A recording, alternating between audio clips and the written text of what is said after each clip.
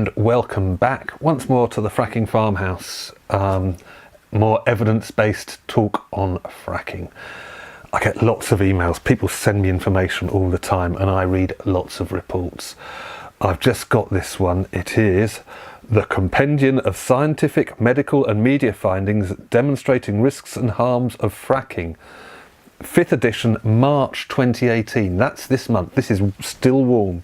It's published by the Concerned Health Professionals of New York and the Physicians for Social Responsibility. It's doctors, and it is citing a lot of research, because a lot of research has been done in the last few years, and it's all evidence-based, and it is 266 pages long. I'm going to put a link on, or Mike's going to put a link on at the end of this video, so that you can go and Google it yourself. Okay, that's your action for this week's. Go and look up this compendium of things. And I've just been reading some of the early bits of it, the history of fracking and the way the evidence is growing and growing all the time.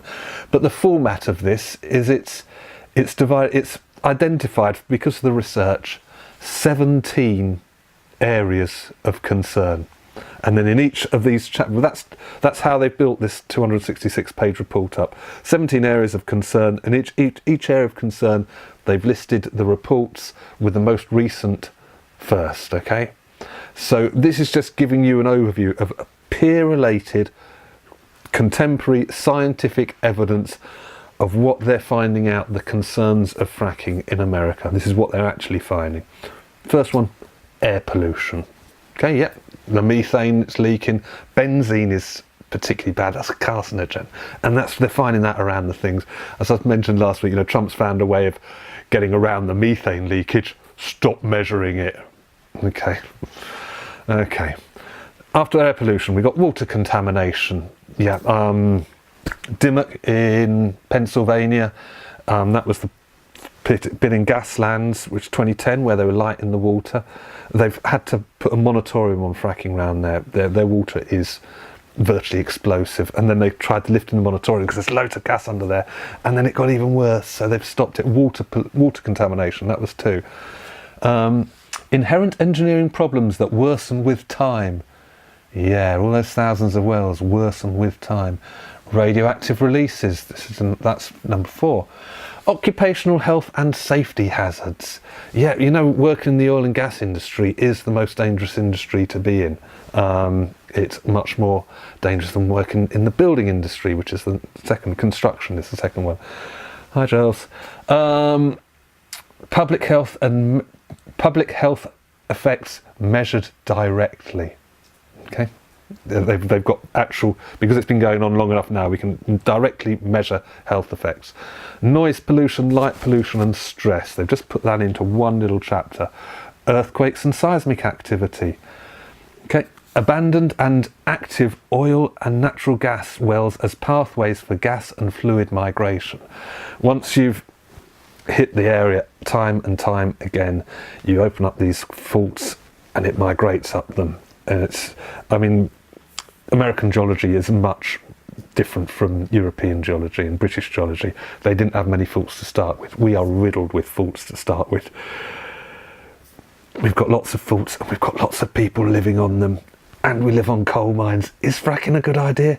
But I'm not even halfway through this list of areas, so I'll go a bit quicker now. Abandoned and active oil and natural gas wells. Oh, I've done that one, sorry. Flood risks. Threats to agriculture and soil quality. Threats to the climate system. That's my favourite, climate change. Threats from fracking infrastructure. And this is, they've got subgroups here. Sand mining and processing. Yeah, that's silica sand. That's nasty. You don't want to get that in your lungs. Wastewater treatment facilities. Round here, that's going to be around Stocksbridge, isn't it? There's the amount of wastewater that's produced by fracking operations is almost unbelievable. Pipelines and compressor stations. Gas storage, the Aliso Canyon leak. I haven't read that, but it's on page 211. Liquefied national gas facilities. Yeah, because in America, they're taking it to the coast where they're freezing it, and then they're shipping it over to Ineos in Grangemouth and their other cracker plant in Norway. And then it goes on with inaccurate job claims, increased crime rates, threats to property values and mortgages, and local government burden. That doesn't sound great, does it? Inflated estimates of oil and gas reserves and profitability. Now that's why they stopped in Poland, right? That might happen if they ever get to test frack a well successfully in this country. They might just find out there's no gas there. But I think let's just stop it before that. I think there's enough other reasons. The fact that it don't make sense and there's no gas there. If that's the only thing that's going to stop them after all these health effects and all that, you know, all this environmental degradation, and they'll only stop if they can't make money out of it. Yeah. Disclosure of serious risks to investors. Oh yeah, divestment. Have I told you about divestment? Just last week or the week before, Derby City Council or Derbyshire County Council voted to divest their pension funds from fossil fuels. We're going the right way in some areas. And then the longest one here is medical and scientific calls for more study, reviews confirming evidence of harm and calls for increased transparency and science-based policy.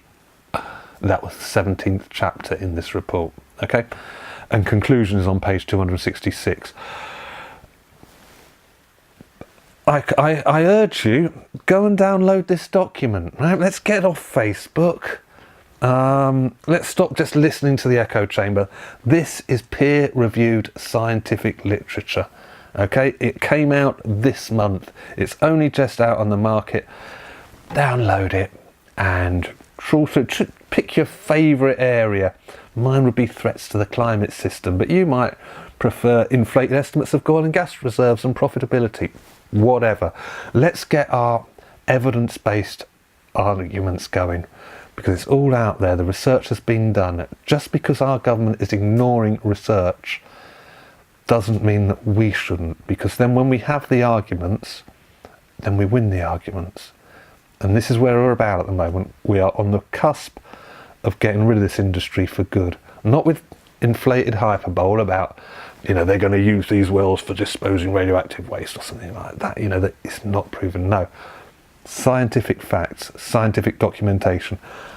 I appeal to you, please download the very catchingly titled Compendium of Scientific, Medical and Media Findings Demonstrating Risks and Harms of Fracking, in brackets, unconventional gas and oil extraction, 5th edition, March 2018.